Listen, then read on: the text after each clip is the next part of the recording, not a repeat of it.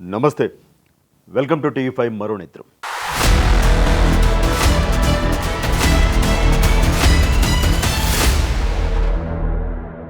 పద్నాలుగు సంవత్సరాల మైనర్ బాలికతో నేను పడుకున్నాను అనేవాడు కూడా స్త్రీల హక్కుల గురించి మాట్లాడతాడు.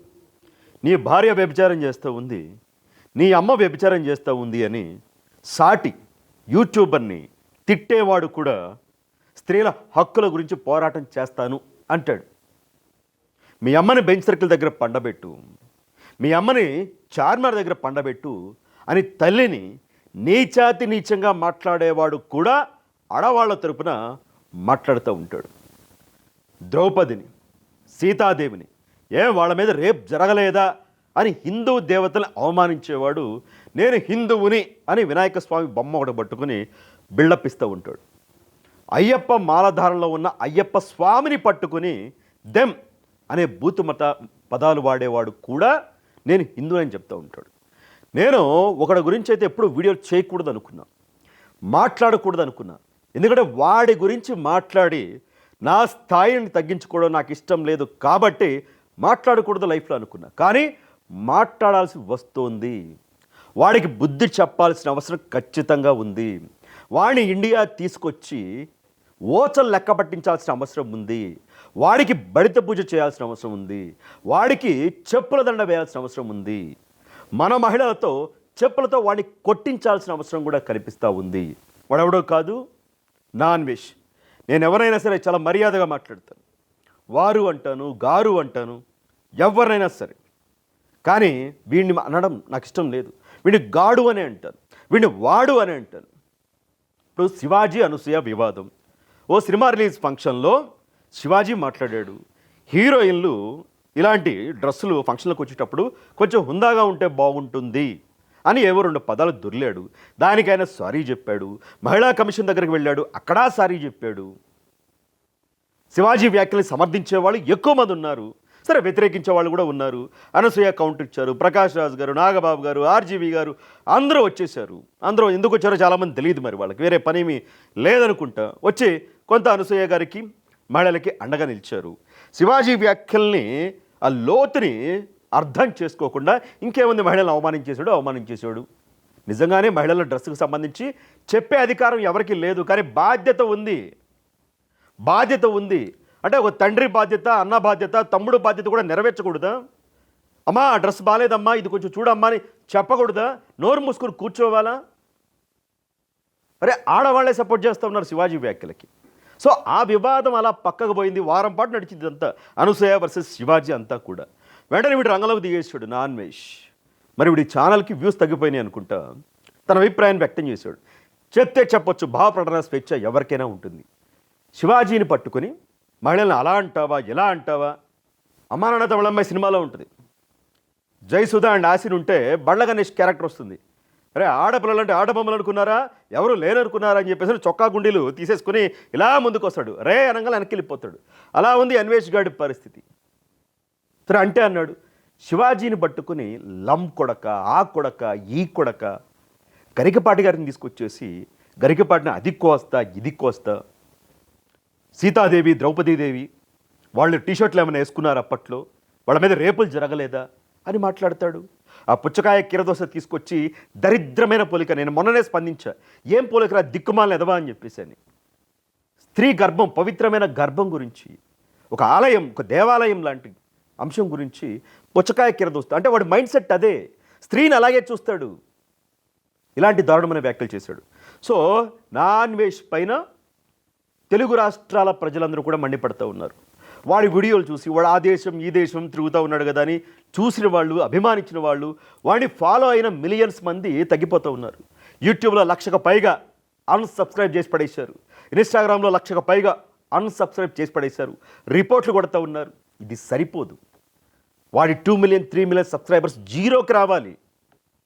అది ఇన్స్టాగ్రామ్ కానీ యూట్యూబ్లో కానీ. దేశాన్ని తిడతాడు, దేవతలు తిడతాడు, ఆడవాళ్ళని తిడతాడు. వ్యూస్ కోసం ఇదిగో నేను మహిళా పక్షపాతిని వచ్చేస్తాడు. ఏం మహిళా పక్షపాతి? ఒకసారి గతంలో కొన్ని వీడియోలో వాడు ఏం మాట్లాడారు ఒకసారి విందామా? 14 ఇయర్స్ అమ్మాయి 16 ఇయర్స్ అమ్మాయి చేసింది కదా. అంటే బయట రిటర్న్ అన్న చెప్పిండు, తర్వాత ఒకరు చెప్పిండు. మొత్తానికి 14 ఇయర్స్ అమ్మాయిని వేసానంటావు. అదే అంటున్నా, నీ మనసులో నువ్వేమనుకుంటున్నావు అదే. అబ్బా. నేను నలుగురు సెలబ్రిటీలకి ఇన్ఫర్మేషన్ ఇచ్చిన, పెద్ద పెద్ద వాళ్ళకి. పెద్ద పెద్ద అది వాడు మాట్లాడింది. నేను ఎందుకు నేర్పిస్తానంటే నిజస్వరూపం తెలియాలి. చిన్నపిల్ల చూస్తా ఉంటే స్కిప్ చేయండి. 14-15 సంవత్సరాల అమ్మాయిని నేను వాడానని చెప్తా ఉన్నాడు డబ్బులు ఇచ్చి. అదే కాకుండా ఒక నలుగురు సెలబ్రిటీలు కూడా చెప్పాడంట. వీడు ఆడవాళ్ళ గురించి మాట్లాడతాడు. ఇంకేం మాట్లాడాడో చూడండి. ఏంటంటే రంజాన్ మాసం, ఇది రంజాన్ మాసం. ఈయన పాకిస్తాన్ ముస్లిం ఎందుకంటానంటే వీళ్ళ అమ్మగారు ఈ అబ్బాయి కార్ డ్రైవర్, వీళ్ళ అమ్మగారు చార్మినార్ దగ్గర వ్యభిచారం చేసేవారు. సో వీళ్ళ నాన్నగారు చనిపోతే పాకిస్తాన్ ఒక యూట్యూబర్ని పట్టుకుని అతనికి ఇతనికి గొడవ జరిగితే వాళ్ళ అమ్మగారు వ్యభిచారం చేశాడని చెప్తా ఉన్నాడు. ఎరా నువ్వు చూసావా? నేను అప్పట్లోనే ఖండించాను. 1 ఏడాది క్రితం జరిగింది ఇది, బెట్టింగ్ యాప్ల సందర్భంగా. ఇంకా ఏమన్నాడో చూడండి మరొక యూట్యూబర్. పారదొప్పుతారు. నీకు అంతగా డబ్బులే కావాలంటే ఇప్పుడు మీ అమ్మ ఉన్నది కదా, విజయవాడ బెంజ్ సర్కిల్కి తీసుకెళ్ళి నించోబెట్టు. 40 లక్షలు నీకు ఉన్నారు, నాకు 40 లక్షలు ఉన్నారు, 1 కోటి మంది రేటుకి అర్థం. వీడు వచ్చేసాడనమాట. శివాజీని తిట్టి మహిళా పక్షపాత్రని. అరే తల్లి అంటే గౌరవం లేదు, స్త్రీ అంటే గౌరవం లేదు, మైనర్ బాలికతో పడుకున్నారని చెప్పాడు. అదే ఇండియాలో ఉంటే పోక్సో యాక్ట్ పెట్టి లోపల వేసేవాళ్ళు, జీవితాంతం జైల్లో ఉండేవాడు వీడు. ఎద్దవా వీడికి ఎవడరా సపోర్ట్ చేస్తుంది? ఇంకా వీడిని ఫాలో చేస్తూ ఉన్నారు? అన్ఫాలో చేసి పడేయండి, అన్సబ్స్క్రైబ్ చేసి పడేయండి. నేను 1 ఏడాది క్రితమే ఇతని గురించి వీడియోలు చేశా. చెల్లెళ్ళు అంటే ఆ పచ్చళ్ళ అమ్మాయిని కూడా పట్టుకొని పత్తి గింజలు అన్నాడు వాళ్ళని పట్టుకొని. ఆ ఇమ్రాన్ యూట్యూబరు హర్షసాయి సరే బెట్టింగ్ యాప్లని సపోర్ట్ చేయట్లా, దాని గురించి మాత్రమే మాట్లాడు. వాళ్ళ అమ్మగారు ఏం చేశారు? వాళ్ళని తీసుకొచ్చి వాళ్ళని వ్యభిచారం చేస్తుంది. మరొక యూట్యూబర్ ఎవరో ఉన్నారు, రవి తెలుగు ట్రావెలర్ ఎవరు, వాళ్ళ భార్యను పట్టుకుని ఆవిడ వ్యభిచారం చేస్తుందని. ఇంత దుర్మార్గుడు దుష్టుడు వీడు ఒక సైకో అని చెప్పాను నేను. వాడు అదృష్టం బాగుంది, దేశాలు తిరిగాడు, సబ్స్క్రైబర్లు వచ్చాడు. కానీ వీడు ఒక సైకో, ఉన్మాది, మనిషి రూపంలో ఉన్న ఒక ఉగ్రవాది. ఉగ్రవాదులు అంటే గన్నులు పట్టుకుని తిరిగేవాళ్ళు కాదు. వాళ్ళకని వీడి సమాజానికి మరింత ప్రమాదకరం. మరింత ప్రమాదకరం. దేశం గురించి ఏం మాట్లాడతారు చూడండి ఒకసారి. అది కూడా ఒకసారి వినండి. మన భారతదేశం గురించి ఇండియా వస్తే కన్నా బయట నుండి ఉండడమే శ్రీరామ రక్ష దేశానికి. నేను బయట నుండి అన్ని సాధిస్తాను చూడు, బయట నుండే సాధిస్తాను. రాని ఇండియా తల కిందులుగా తపస్సు చేసి ఒక్క లాభం చెప్పి ఇండియా రావడానికి. పొల్యూషన్ అన్ని పొల్యూషన్, దరిద్రం. రేపు నా కూతురు పుడితే రేపు చేసేస్తే నాకెందుకు ఇది అర్థం? నేను రాను. ఇండియా అంటే దరిద్రం, ఇండియా అంటే పొల్యూషన్, రేపు నా కూతురు పుడితే రేప్ చేసేస్తారేమో అని మాట్లాడుతూ ఉన్నాడు. భారతదేశ జనాభా 140 కోట్లు. భిన్న కులాలు, మతాలు, ఆచార సాంప్రదాయాలు, సంస్కృతులు ఇన్ని ఉన్నాయి. ఈ ఇండియాలో పుట్టి ఇప్పుడు విదేశాలని కూడా తిరిగి ఇండియాని తిడుతూ ఉన్నాడు. భారతదేశం దరిద్రం అంట. కోట్లు సంపాదించాడు. ఈ భారతీయులు నిన్ను ఫాలో అయితేనే కోట్లు సంపాదించవురా నువ్వు. ఈ తెలుగు వాళ్ళు నిన్ను ఫాలో అయితేనే, చూస్తేనే నీ వీడియోలు కోట్లు సంపాదించావు. అలా కోట్లు తీసుకొచ్చిన బలుపు, ఇలా లక్షల మంది సబ్స్క్రైబర్లు ఫాలో అవుతూ ఉన్నారు కదా, అది తీసుకొచ్చిన బలుపు వల్ల ఇలా మాట్లాడుతూ ఉన్నావు. ఇండియాలో రేపులా? ఎక్కడ జరగవురా రేపులు? అమెరికాలో జరగవా? చైనాలో జరగవా? నువ్వు ఇప్పుడు ఎక్కడ ఉన్నావు కదా, కంబోడియా, అక్కడ జరగవా? జరుగుతాయి. హత్యలు, దొంగతనాలు, మానభంగాలు, ఇవి ఎక్కడైనా జరుగుతాయి. ఏదో ప్రపంచంలో ఇండియాలోనే జరుగుతున్నాయి అంటే వీడు చెప్తాడు. సేఫ్ కాదంట ఇండియా. నువ్వు రారా ఇండియా, నీకు తెలుస్తుంది ఇండియా అంటే ఏంటో. నిన్ను అభిమానించి నిన్ను ఫాలో అయ్యి నీకు కోట్లు విడి చెప్పాడు, నా అకౌంట్లో 6 కోట్లు ఉన్నాయి, హ్యాపీగా ఉంటానని చెప్పేసి. ఎక్కడి నుంచి వచ్చినాయి 6 కోట్లు? మేమిచ్చాం. నీ వీడియోలు చూసిన జనాభా ఇచ్చారు, నీ సబ్స్క్రైబర్లు ఇచ్చారు, నీ ఆడియన్స్ ఇచ్చారు. ఆ బలుపు తీసుకొచ్చి నువ్వు ఇండియానే తిడతావా? ఇండియాని తిట్టేవాడు ఖచ్చితంగా ఇండియాకి ఉగ్రవాదులు అంటూడే. ద్రౌపదిని అంటావా? సీతాదేవిని అంటావా? ఒక భార్య రావాలంటే సీతమ్మ లాంటి భార్య రావాలని కోరుకుంటారు. ఒక భర్త కావాలంటే రాముడు లాంటి భర్త కావాలని కోరుకుంటారు. అది మన పురాణాలు, మన ఇతిహాసాలు, రామాయణ మహాభారతాలు. వాటిని పట్టుకుని మాట్లాడతావా?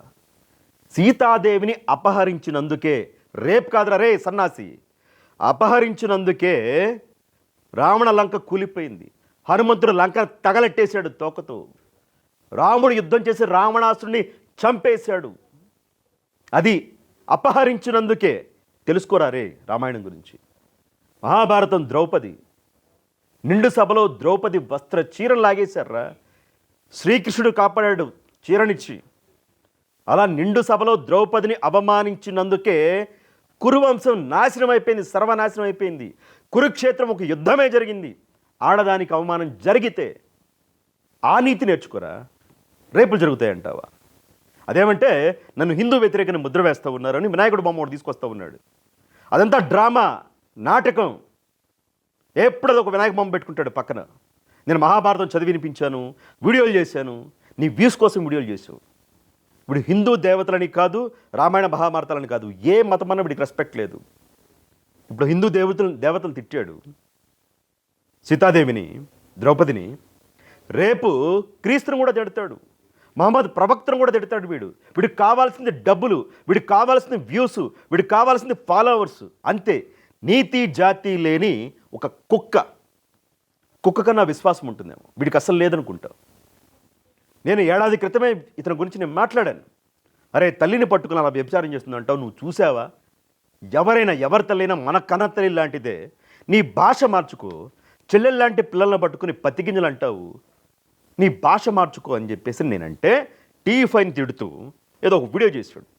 టీవీ5ని తిడతావని నేను కూడా వీడియో చేశాను అప్పట్లో, ఒక ఏడాది క్రితం. చేస్తే వీడియో చేసి నన్ను బెదిరించాడు కూడా, బ్లాక్మెయిల్ చేశాడు. నువ్వు నా జోలికి వస్తావా, నా మీద వీడియో చేస్తావా, నీ సంగతి తెలుస్తా, రేపు నీ మీద వీడియో చేస్తా, నెక్స్ట్ వీక్ చేయబోయేది నీ మీదే అని చెప్పాడు. నేను సంవత్సరం నుంచి వెయిటింగ్ చేస్తాడేమో అని. లేదు, ఏం చేస్తావు నా గురించి? నీతి నిజాయితీకి నిలువుటద్దం అనమాట. ఏం చేయలేవు, నీలాగా కాదు. చాలామంది అనుకుంటారు ఆ పార్టీ వాళ్ళు ఇస్తారులే వీళ్ళకి డబ్బులు, వీళ్ళు బాగానే సంపాదిస్తారులే అని.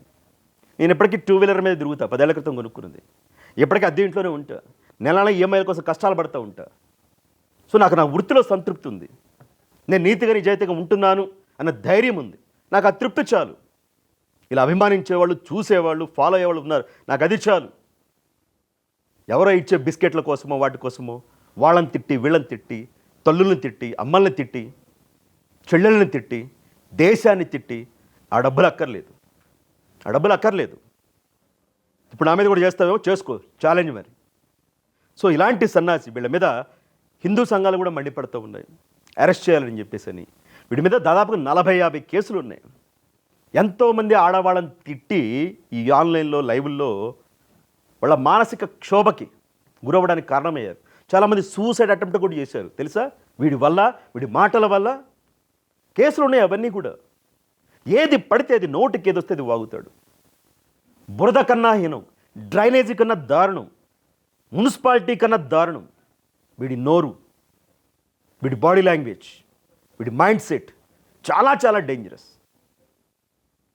మెట్రో మీద కూడా అప్పటి డీజీపీ, మెట్రో ఎండి, కొంతమంది ఐఏఎస్ అధికారుల మీద 300 కోట్లు కొట్టేశారు ఇళ్ళు మెట్రోలో అని చెప్పేసి వీడియో చేశాడు. సైబర్ క్రైమ్లో కేసు నమోదైంది. ఎప్పుడు ఇండియా వచ్చినా సరే అరెస్ట్. అందుకే ఇండియా రాడు, అందుకే భయం, అందుకే ఇండియాని తిడతా ఉన్నాడు. ఎందుకంటే చట్టాలు చాలా బలంగా పనిచేస్తాయి కాబట్టి, ఇక్కడ ప్రజాస్వామ్యం చాలా బలంగా ఉంటుంది కాబట్టి భయం, రాడనమాట. మరి వీడిని ఎంతవరకు రప్పిస్తారో ఇండియాకి, లేదా వీళ్ళే ఎక్కడుంటే అక్కడికి వెళ్ళి అరెస్ట్ చేస్తారో చూడాలి. మరి ఎంతవరకు నాకు అర్థం కావట్లేదు. ఎందుకంటే బంగ్లాదేశ్లో పుట్టిన లేకినా కోలు హిందువులు అన్నాడు ఒకడు. బంగ్లాదేశ్లో పుట్టిన లేకి అంటే హిందువులు లేకి అన్నాడు. వాడిని ఏం చేయలేకపోతూ ఉన్నారు. రాముడు ఎక్కడ, సీత ఎక్కడ, రామాయణం ఎక్కడ, మహాభారతం ఎక్కడ, వాల్మీకి రాశాడా? ఆధారం అంటే చూపించండి. రాముడిని కూడా నాక్కో అన్నాడు. ఏం చేయలేవాడిని. మరి ఇక్కడ ఉండే కళ్ళ ముందే హిందువులు నా కోలు, లేకోళ్ళు, రాముడిది, కృష్ణుడిది అని తిడతా ఉన్నాడే, వాడిని ఏం చేయలేకపోతూ ఉన్నారు. మరి ఎక్కడో ఉండి వీడు మాట్లాడుతూ ఉన్నారు. మరి ఎంతవరకు చేస్తారో చూడాలి. మరి తలుచుకుంటే అవ్వందంటూ ఏది లేదు. ఏ మతాన్ని కించపరచకూడదు. నేను మళ్ళీ చెప్తా ఉన్నా, నీ మతాన్ని నువ్వు ప్రేమించుకో, పక్క మతాన్ని గౌరవించు. నేను హిందువుని, నాకు ముస్లిం ఫ్రెండ్స్ ఉన్నారు, క్రైస్తవ ఫ్రెండ్స్ ఉన్నారు. చిన్నప్పటి నుంచి వాళ్ళతోనే కలిసి పెరిగా, తిన్నా వాళ్ళ ఇంట్లో, వాళ్ళు మా ఇంట్లో తింటారు, మేము వాళ్ళ ఇంట్లో తింటాం. ఇది మా మధ్య ఉన్న స్నేహం. హిందూ, ముస్లిం, క్రిస్టియన్ బాయ్ అలా ఉండాలి తప్పించి నువ్వేదో మతాన్ని పాటిస్తూ ఇంకో మతం పైన విషం చిమ్మడం, అదేమంటే నాస్తికులు అని ముసుగేసుకోవడం, ఇంట్లోకి వెళ్ళేమన్నా ప్రార్థనలు దండాలు పెట్టేయడం, ఇలా కొంతమంది తయారయ్యారు. చాలా సమాజానికి వీళ్ళందరూ ప్రమాదకారులు. ప్రజల మధ్య విద్వేషాలు రెచ్చగొట్టి, మతాల మధ్య చిచ్చుపెట్టి, కులాల మధ్య చిచ్చుపెట్టి, వీళ్ళ పైత్యానంతా బయట పెట్టి సమాజంలో అశాంతి రేగడానికి వీళ్ళు కారణమవుతూ ఉన్నారు.